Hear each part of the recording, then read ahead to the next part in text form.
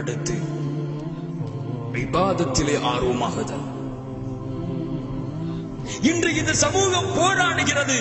அதை பார்க்கும் பொழுது ஆலிம்களுக்கு, மார்க்க அறிஞர்களுக்கு சந்தேகம் வருகிறது. இந்த போராட்டங்கள் எதற்கு? ஃபஜ்ருடைய தொழுகையை பள்ளியில் வந்து தொழாமல். அல்லாஹ்வுடைய தூதர் ஸல்லல்லாஹு அலைஹி வஸல்லம் சொன்னார்கள், முஹம்மதின் சமுதாயமே, வெற்றி வேண்டுமா உனக்கு? உலகத்தின் ஆட்சி அதிகாரங்கள் வேண்டுமா? அல்லாஹ்வின் பாதுகாப்பு வேண்டுமா? காலையிலே ஃபஜ்ருக்கு பள்ளிகளே அதான் சொல்லப்பட்ட பிறகு பள்ளியை நோக்கி விரண்டு சென்று முதல் சஃபிலே தக்பீர் கட்டி உலக முஸ்லிம்கள் வெளியே பள்ளியை விட்டு ஒரு தினம் வெளியே வந்தால் போதும், அல்லாஹ்வுடைய உதவி அவர்கள் பள்ளியை விட்டு வெளியே வரும் பொழுது அவர்களுடைய காலுக்கு அடியில் கிடக்கும். அல்ஹம்துலில்லாஹி ரப்பில் ஆலமீன். அல்லாஹ்வுடைய தூதர் சொன்னார்கள், யார் ஒருவன் ஃபஜ்ருடைய தொழுகையை ஜமாஅத்தோடு தொழுகிறானோ அன்றைய முழு தினத்துடைய பாதுகாப்பையும் அல்லாஹ் எடுத்துக் கொள்கிறான். ஒட்டுமொத்த முஸ்லிம் சமூகமும் ஃபஜ்ருடைய தொழுகையை பள்ளியிலே சென்று தொழுதால் அன்ற முழு சமூகத்துடைய வெற்றியின் பொறுப்பையும் அல்லாஹ் எடுத்துக் கொள்கிறான்.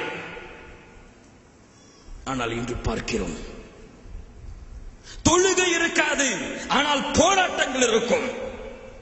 தொழுகையை மறந்து விடுவார்கள், தொழுகையை விட்டு விடுவார்கள். ஏதோ காசு பணத்தை தொலைத்தது போன்று தொழுகையை விட்டுவிட்டு இந்த பூமியை நடமாடி கொண்டிருப்பார்கள். இவர்களை அல்லாஹ் முஸ்லிம்களாக அங்கீகரிக்க மாட்டான்.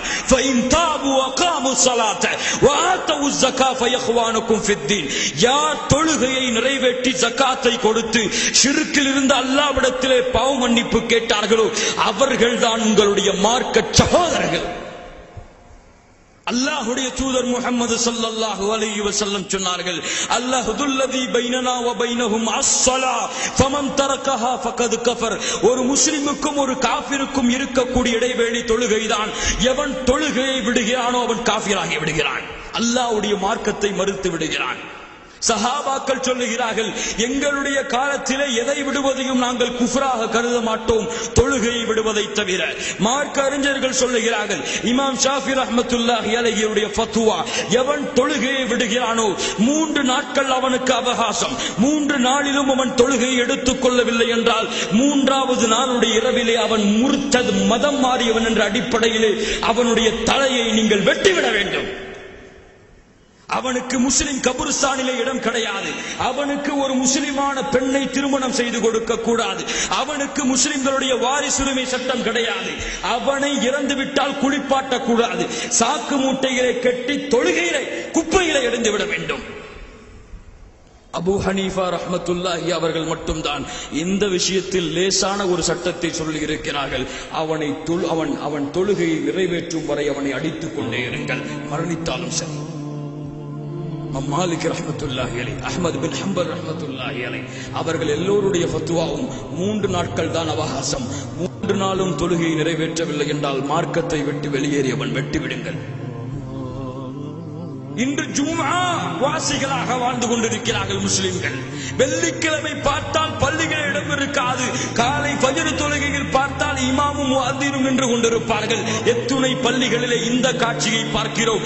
இப்படி பள்ளிகளை காலி செய்துவிட்டு தெருக்களிலே போராடக்கூடிய சமூகம். போராட்டம் கூடாது என்று சொல்லவில்லை, பள்ளிகளை மறந்துவிட்டு தொழுகையை மறந்துவிட்டு தொழுகையை கூட சரிவர நிறைவேற்ற துப்பில்லாத இந்த சமூகத்தை கொண்டு அல்லாஹ் வெற்றியை கொண்டு வர முடியாது. இது தொழுகையுடைய நிலைமை என்றால் இன்னும் எத்துணை இபாதத்துகள் இந்த மார்க்கத்தில் இருக்கிறது. அதிகாலையிலே இறைவன் முதல் வானத்திற்கு இறங்கி வருகிறான்.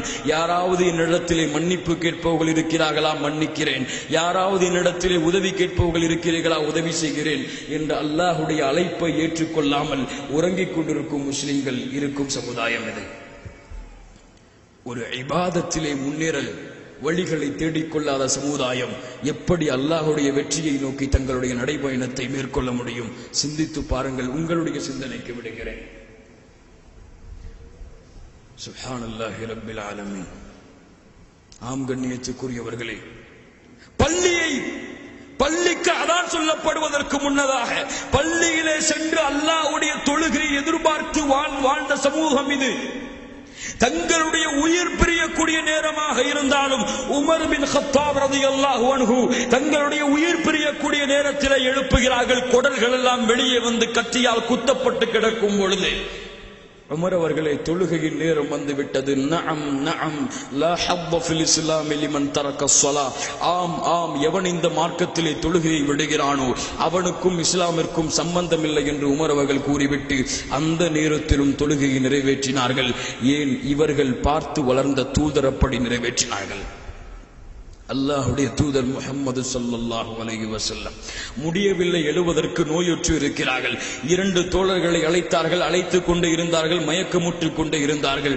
கடைசியாக 2 தோழர்களையும் அழைத்து 2 தோழர்களுடைய தோல் மாட்டிலும் தன்னுடைய கைகளை போட்டவாறு கால்களை பூமியில் தரதரவன இழுத்து அல்லாஹ்வுடைய தூதர் ஸல்லல்லாஹு அலைஹி வஸல்லம் ஜமாஅத்துடைய தொழுகையை நிறைவேற்றி வந்ததை நீங்கள் வரலாறுகளில் நீங்கள் பார்க்கலாம்.